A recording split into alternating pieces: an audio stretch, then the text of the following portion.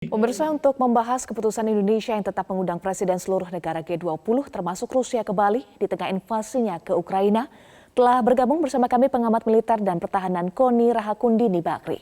Kita akan sapa, selamat pagi Ibu Koni. Selamat pagi. Baik, Ibu Koni, kehadiran Vladimir Putin di Indonesia dalam rangkaian G20 dikhawatirkan ini bisa memantik spekulasi posisi Indonesia dalam konflik Rusia dan Ukraina yang sampai dengan saat ini belum selesai. Bagaimana kalau dari kacamata Anda? Saya kira itu kekhawatiran yang berlebihan ya, karena kita harus lihat dasar G20 didirikan itu untuk apa. Saya percaya betul bahwa G20 itu tujuannya adalah untuk recovery dari segala macam masalah ekonomi, ya kan, bagaimana bicara tentang inklusif ekonomi, sehingga untuk menghapuskan atau dan tidak mengundang Rusia dalam hal ini adalah sebuah kesalahan. Kita mesti ingat Presiden Jokowi itu adalah ketua G20 hari ini, oke? Bukan IO, event organizer. Jadi sebagai ketua, tugasnya itu adalah betul-betul menjalankan posisinya sebagai ketua, yaitu tidak meninggalkan siapapun di dalam keanggotaan G20 untuk hadir. Gitu. Ya. Iya, tetapi Bu Koni, ada statement dari Australia, kemudian tidak menutup kemungkinan juga Amerika Serikat dan negara sekutunya ini mengancam untuk tidak hadir jika Rusia hadir. Apa dampaknya, Bu Koni? Australia sudah pernah mengancam G20 bukan di tahun ini saja. 2014 ketika Perdana Menteri Bishop ketika kejadian Crimea juga pernah mengancam tidak akan hadir atau proteslah tentang G20. Saya kira nggak ada masalah, biar aja kalau nggak mau hadir ya nggak usah hadir, ya kan. Dan kalau protes biarkan saja protes. Anggota G20 itu 20 orang, 20 negara maksudnya. Dan kalau kita lihat dari 20 negara itu, kalau kita coba kaitkan hanya 8 negara yang kira-kira akan bersikap sama seperti Amerika Serikat. Jadi 12 negara tidak akan. Jadi menurut saya ya biar aja kalau memang 12 tidak mau hadir tidak apa-apa. Tapi tugas Presiden Jokowi adalah bagaimana kita kembali kepada basic G20 itu didirikan untuk apa. Dan Rusia itu adalah aktor sangat penting dalam hal ini. Kembali kita juga mesti mengingat kenapa Cina itu juga bersikeras. Kita harus paham ketika kita bicara tentang G20, kita harus lihat juga bagaimana perkembangan dunia saat ini. Kalau kita meninggalkan Moskow atau meninggalkan Rusia, maka akan ada masalah pada kita sendiri terkait BRI, ASEAN ya, perkembangan Asia, kepada Russia-Eurasian Economic Union, ya kan? Bagaimana juga kepada International North-South Transport Corridor. Nah, ada hal-hal ini yang kemudian sangat erat kaitannya kepada geopolitik dan geoekonomi. Makanya walaupun ini bersifat geopolitik, tapi sebenarnya dampak besar itu justru kepada geoekonomi. Bagi Cina, ya daratan Rusia itu adalah daratan yang paling dapat diandalkan ke pasar Uni Eropa. Kemudian Rusia, Ukraina, Polandia, dan Belanda juga semuanya berharap sebenarnya menjadi bagian dari tanah Rusia baru itu. Dan itu menurut saya akan membuat tidak fair kalau kemudian gara-gara Biden menyatakan demikian, maka kemudian Rusia tidak diundang. Saya juga mau mempertanyakan ketika Amerika Serikat menyerang habis-habisan Irak, Libya, Afghanistan, dan lain-lain, pernahkah keanggotaan Amerika dipertanyakan? Pernahkah Amerika diminta keluar dari sebuah organisasi gitu? Atau pernahkah Amerika misalnya diminta tidak hadir? Nah, saya harus tekankan ini karena kita harus bicara tentang koridor sentra Asia West Asia. Ini akan menjadi lebih signifikan karena kemudian Asia ini akan semakin terhubung, terutama juga hubungannya ke Asia Tengah, ke Turki, dan lain-lain. Jadi menurut saya mitra perdagangan ini akan sangat semakin menguat, dan itulah kenapa Presiden mesti hadir dan mesti memimpin G20 ini untuk melihat secara futuristik ya, apakah jangka sedang atau jauh, tapi bagaimana kemudian perubahan geopolitik dan juga bagaimana konfigurasi keseimbangan global itu akan menjadi berubah. Iya, Bu Koni, salah satu pernyataan atau sikap dari Amerika Serikat dalam hal ini yang direpresentasikan oleh presidennya Joe Biden mengatakan bahwa Rusia sebaiknya tidak diundang. Kalaupun diundang, Amerika mengatakan sebaiknya Ukraina juga diundang. Tetapi padahal Ukraina ini kan bukan negara G20, Bu Koni. Bagaimana Anda memetakan hal ini? Saya kira itu juga intervensi yang terlalu jauh untuk menyatakan demikian, karena memang forum G20 bukan PBB. Itu kan kalau memang mau demikian silakan saja dibikin event khusus di PBB untuk membuat misalnya Presiden Jokowi pra G20 misalnya untuk menjadi penengah antara Rusia dan Ukraina. Itu kan satu hal berbeda gitu. Urusan G20 itu bukan urusan mendamaikan kan. Nah, yang kedua juga adalah yang paling penting. Sekarang jangan saja mengejar-ngejar tentang bagaimana posisi Presiden Jokowi untuk berperan mendamaikan Ukraina misalnya kan. Tapi bagaimana misalnya juga Amerika harus menjawab tentang senjata biologi yang ada di Ukraine, yang dari kemarin diributkan tapi belum pernah ada statement resmi dari Amerika Serikat dan sedang dituntut oleh Rusia untuk menjelaskan. Karena kalau kita baca dari jenderal Rusia beritanya kemarin, salah satu juga laboratorium Amerika yang ada dan belum diumumkan adalah laboratorium biologi Amerika di Indonesia. Nah, ada banyak PR juga yang Amerika harus lakukan tanggung jawabnya terhadap dunia, bukan saja tanggung jawab Presiden Jokowi sebagai pemimpin G20. Nah, itu yang kita harus bisa kedepankan. Jadi begini menurut saya, ini mungkin sudah tiba saatnya Indonesia itu betul-betul stand up. Kita bisa harus melihat betul bagaimana sebenarnya kasus ini sebenarnya. Kasus ini memang kasus yang sangat geopolitik, tetapi dampaknya kemana-mana karena perlakuan negara Barat yang seperti serigala buas menyerang Rusia habis-habisan itu nggak pernah terjadi sebelumnya. Bayangkan secara ekonomi, Rusia itu bukan saja tentang negaranya dihukum, baik SWIFT kodenya, baik Union Pay, baik lain-lain, semua sanksi itu. Tetapi bagaimana aset negara Rusia dan juga warga negara Rusia, termasuk di Swiss yang selama ini netral, itu sekitar 8 triliun dolar itu bisa dibekukan begitu saja.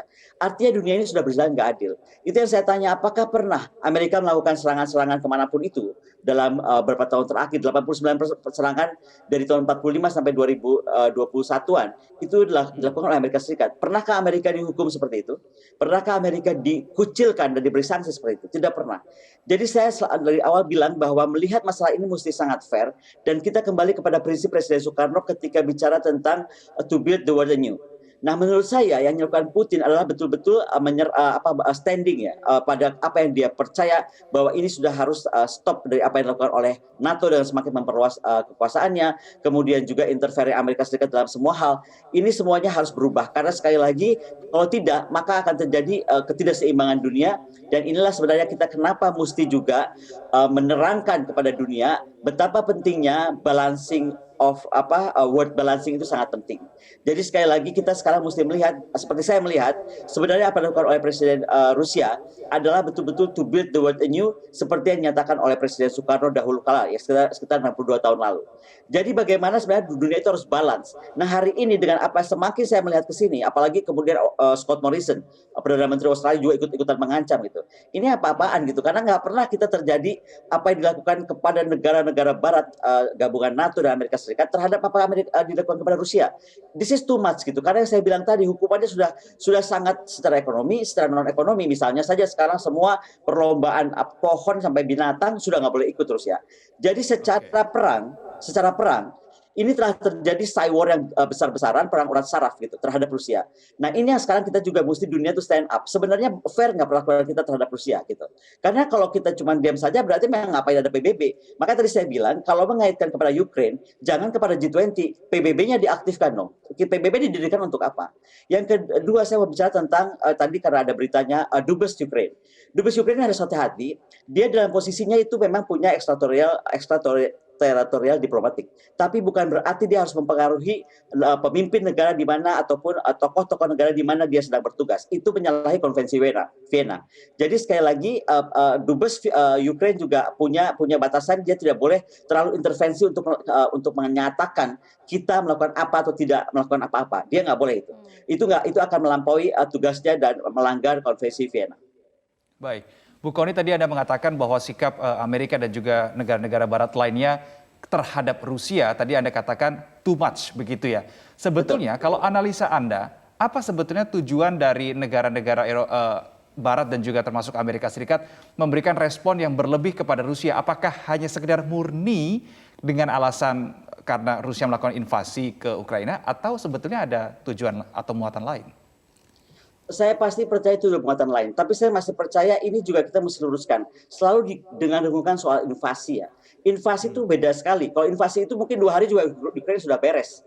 Jadi kita mesti lihat ini adalah perang urat saraf yang terjadi dan ketika Rusia tidak punya pilihan apapun, gini loh, dalam sebuah negara itu ada elemen national power. Ada 4 ya, diplomatik, information, military dan ekonomi. Semua elemen itu udah dari dunia barat itu sudah mematikan Rusia kecuali elemen militernya. Sebagai negara Rusia itu harus survive dan makanya dia nggak punya pilihan selain menggunakan elemen militernya. Elemen diplomatik diabaikan oleh PBB, ya kan? Elemen information kita lihat dia dimatikan dari dunia. Jadi sekarang itu semua orang seolah-olah menyudutkan Rusia dan ini yang menurut saya bahaya karena kemudian Rusia ini bukan negara kecil. Secara geopolitik ini akan merubah konfigurasi geoekonomi. Pertama ya, bagaimana menurut saya kekejaman negara-negara menghukum Rusia dan saksinya. Operator internet dihukum, diberhentikan, penghapusan bank-bank, ya kan? Kemudian tadi aset, kemudian bagaimana semua Swiss, ini yang saya paling aneh. Swiss yang selama ini netral tiba-tiba juga melakukan hal yang sama. Ini membuat akhirnya negara itu akan berubah. Yang saya bilang konfigurasi ekonomi di satu titik. Either sekarang Rusia akan membentuk sebuah gerakan baru yaitu petro yuan atau petro ruble.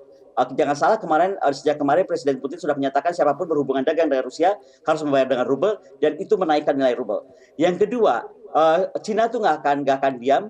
Dan India juga sudah mulai berpikir dan negara Timur Tengah pun juga sudah mulai berpikir ini akan terjadi gelombang besar-besaran secara ekonomi. Menurut saya ekonomi dunia itu akan berubah mungkin ke petro yuan atau petro ruble atau saya nggak tahu, tapi yang pasti ini sudah akan ada perubahan besar ke arah sana dan ini yang sebenarnya harus dibahas oleh Presiden Jokowi nanti di G20 dan itulah kenapa Rusia harus hadir, Cina juga harus hadir karena ada beberapa hal penting yang tadi saya bilang merubah konfigurasi dunia. Dan kalau pertanyaan tadi apakah hukuman tadi berlebihan? Sangat berlebihan. Justru itu yang kita pertanyakan. Ketika itu sangat berlebihan ada apa? Apa yang sedang coba dibuat gitu? Apakah ini seperti kejadian dulu waktu Presiden Irak Saddam Hussein sedang merubah dari dolar ke mata uang lain gitu, sehingga ada terjadi serangan yang berlebihan? Kita nggak tahu. Tapi itu yang saya bilang tadi, tugas Presiden Jokowi sebagai ketua G20 jangan pernah dicampur adukan dengan tugas siapapun yang memimpin PBB hari ini. Baik. Bu Kony, ini kan keputusan Indonesia yang tetap mengundang Rusia ke Bali. Apakah juga menurut Anda mempertimbangkan aspek aliansi antara Tiongkok dan juga Rusia? Mengingat isu Laut Cina Selatan juga beririsan, Bu Kony, dengan kedaulatan Indonesia. Saya kira ini nggak ada hubungan sama Laut Cina Selatan ya. Jangan kita selalu semua dikait-kaitkan. Yang saya mau bilang ini kenapa ada G20? G20 itu sekali lagi lebih kepada economic growth, inklusi ekonomi dan hal-hal yang berhubungan dengan krisis ekonomi global. Oke? Nah, artinya yang sekarang kita mesti konsentrasi adalah apa yang terjadi dari dampak terus-terusan penekanan terhadap Rusia, ya kan? Dan bagaimana Rusia itu akan survive. Survive-nya Rusia itu yang saya tadi bilang akan memperluas koridor-koridor yang selama ini kita nggak pernah lihat. Misalnya ANSTC, kemudian Kawa itu kan. Kemudian bagaimana tadi yang saya bilang akan lahir petro baru. Tadinya petrodolar, sekarang menjadi petro yuan atau petro ruble. Nah hal-hal itu yang kemudian harus kita bahas betul dan kira-kira Indonesia dalam posisinya itu harus seperti apa. Inilah yang saya bilang akan terjadi keseimbangan global yang baru dan itu kenapa kita harus duduk bersama dan mendengarkan dengan baik pointers Rusia, ya kan? Baik. Dan bagaimana posisi Rusia yang selama ini terlalu disudutkan, menurut saya terlalu dihukum terlalu berat dengan sanksi-sanksi yang sangat berlebihan dan menjauhkan dia dari dunia. Baik, artinya sudah tepat ya Bu Kony keputusan Indonesia untuk mengundang seluruh negara termasuk dengan Rusia. Konkretnya bagaimana berjalannya nanti G20, apa yang harus menjadi concern? Menurut Anda, saran Anda terkait dengan pelaksanaan G20 agar tetap berjalan dengan sukses dan juga lancar meskipun ada ancaman beberapa negara tidak hadir? Betul, karena begini, sekali lagi kalaupun tidak mau hadir, saya sudah hitung kira-kira yang nggak akan hadir 8 negara. Toh Presiden Jokowi harus tetap memimpin yang 12 negara. So it's not fair gara-gara 8 negara, kemudian 12 negara lain diabaikan. Saya kira itu saja dan saya kira Presiden Jokowi akan sangat bisa memimpin bagaimana perkembangan dunia ini kemudian harus dilihat seperti apa dan kalau ada terjadi perubahan konfigurasi petro yuan dan dolar dan rubel, itu dapat seperti apa. Dan yang paling pasti menurut saya ini adalah keseimbangan kawasan dan keseimbangan global yang berubah. Ini akan juga membawa kepada fakta pertahanan yang akan mungkin menjadi masalah dari tadi kita belum singgung. Asal dicatat saja, sejak perang ini terjadi, maka kemudian Timur Tengah bergabung dengan Israel akan membuat fakta pertahanan Timur Tengah. Nah pertanyaannya apakah Indonesia dan kawasan akan membuat fakta pertahanan ASEAN atau apa saya nggak tahu. Karena kalau kita tidak membuat fakta pertahanan, harus dipahami menurut saya FVDA, AUKUS, dan The Quad itu akan menjadi fakta pertahanan Indo-Pasifik. Posisi Indonesia sebagai negara netral, sebagai negara bebas menurut Presiden Soekarno, itu harus betul-betul sekarang memikirkan apa yang harus dilakukan Indonesia ke depan. Dan sekali lagi itu pasti sedikit banyak akan melibatkan China dan India yang mungkin harus lebih dekat dengan kita dibandingkan dengan yang lain. Baik, terima kasih pengamat militer dan pertahanan Kony Rahakundini Bakri sudah bergabung bersama kami berbagi informasi di program Metro Pagi Prime Time. Salam sehat, Bu Kony. Ibu Kony.